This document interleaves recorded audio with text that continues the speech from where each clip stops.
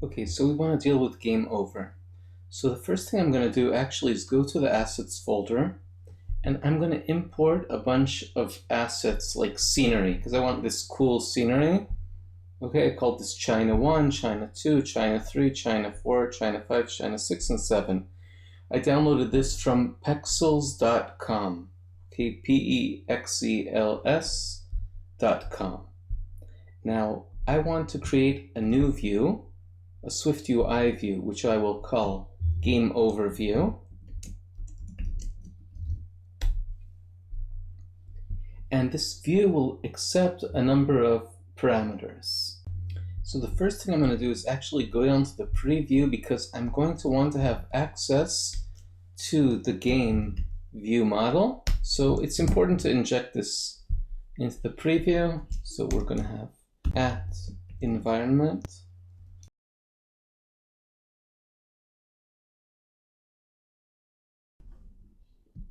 Let's let color, this will be the text color, be color, not only the text color. And let's also have a background color of type color. And we're missing some parameters. So let's take care of that. Control Option F. So for now, let's have the color be, say, green, and the background black, but we can change this. And that's why it's a parameter, so we can change this. And now let's get into this. So first of all, let's just create a Z stack. And I'm going to have a background image. So I'm going to use China 1, China 2, China 3, etc. So I want a random image, and we could turn this into a separate view, and I think that would actually be nicer. China 7, and let's just grab a random element. Now this is optional.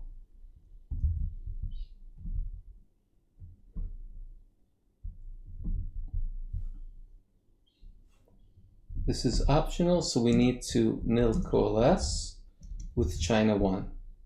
Okay? Didn't really respond very well, but when you have this random element, it can return nil. So I don't really like force unwrapping. I could have done this, and it would work just fine, because this list is non-empty. But still, I kind of insist on doing this. You do not have to agree with this point of view. Now let's see what we get. Okay, so we have this background image. And let's actually make this resizable.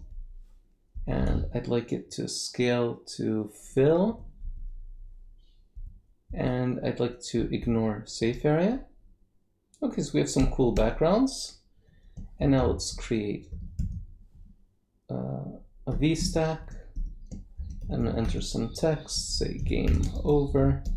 And we could, think of something nicer. And say you solved backslash, say gvm dot game model dot score out of gvm dot game model dot max turns. Let's put an exclamation mark. We can't see it because the color is not, I should choose a different color, but we'll take care of that. And say click for a new game, or tap. Tap anywhere. Okay, click to start over. And I'd like this to be a font of thin. And I really recommend that you create a different font weight. A different view, maybe something that looks nicer. And I'm going to change the font to large title. We have to use the color soon because we can't see anything, or it's hard to see.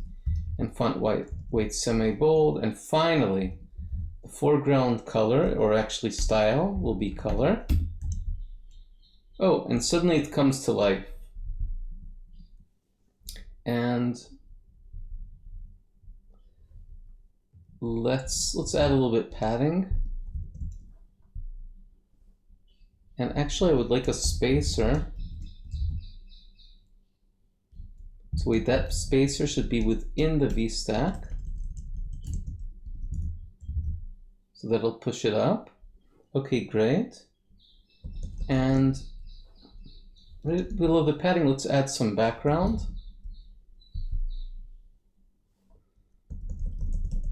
So for the style, I'm going to use a material which will be ultra thin, and the shape will be a rounded rectangle with corner radius, say 8. And this doesn't look too good, so what I actually will do is the following. Oops. Let's remove this spacer. Embed this VStack in a larger VStack.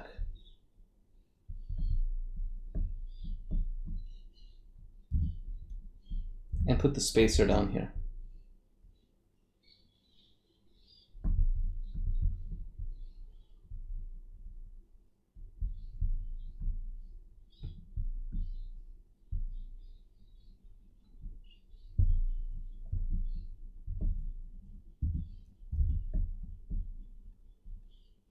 Oh, this is in, yeah, it's a little confusing. So I'm going to fold this VStack. Yes, so we want it within this VStack. It's very easy to miss the correct position. I put the spacer in the Z stack instead of the VStack. Okay, so that looks a little bit better. And now let's create an overlay.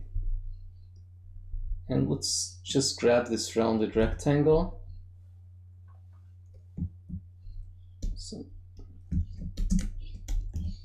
So rounded rectangle with corner radius 8. That doesn't look too good. So let's add a stroke. And I'm going to use the color with line width, say 5. And tap. If we tap on this, then not really much happens. So let's take care of that. So I want to fold the Z stack and respond to a tap gesture anywhere on the screen. So on tap gesture, gvm.reset, .gameModel.reset game. And we need to implement reset game. So let's jump to the game model, and let's create a new function called reset game. So mutating func reset game, and we'll set the score equal to 0 and the turns equal to 0. And now let's jump back to the main view.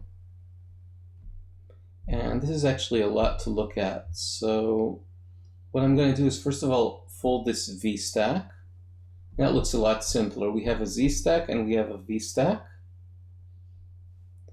And let's go up here. So I want to do a number of things. So first of all, I'd like a computed property. This is not necessary, but game over bool, which will just be shorthand for gvm.gameModel.gameOver. Now, more important, what I want is a state variable called done, which is by default set to be false. And now going down to the Z stack, I want to use a full screen cover with our game, and I want to use a binded Boolean. That's why I need the state variable done. So $done. And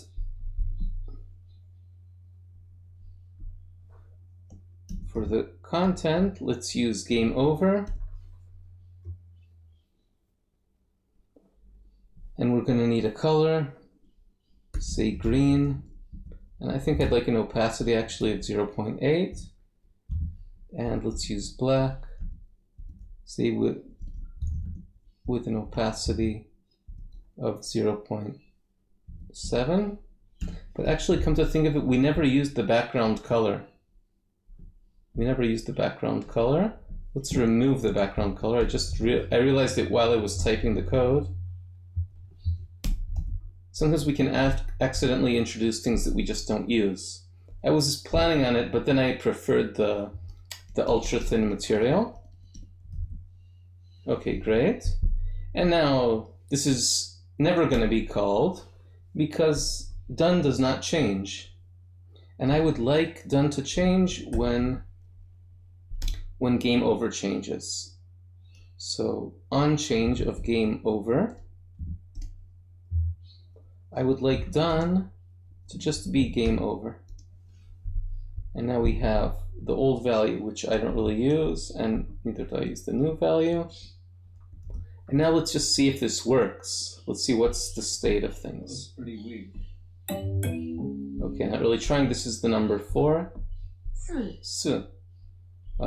What is this? Qi, shi, yi. 71. 71 Okay. 13 Okay, game over. You solved 3 out of 5. Tap for a new game. Let's try to tap anywhere. And this looks good. Now going back to the game overview, I would like just to make a couple of minor changes. So first of all, we have this V-stack. Let's apply some padding to it. And as far as our image, let's drop the opacity down to, say, 0.5.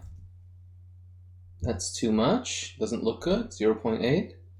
I think that's a little better. Okay, awesome.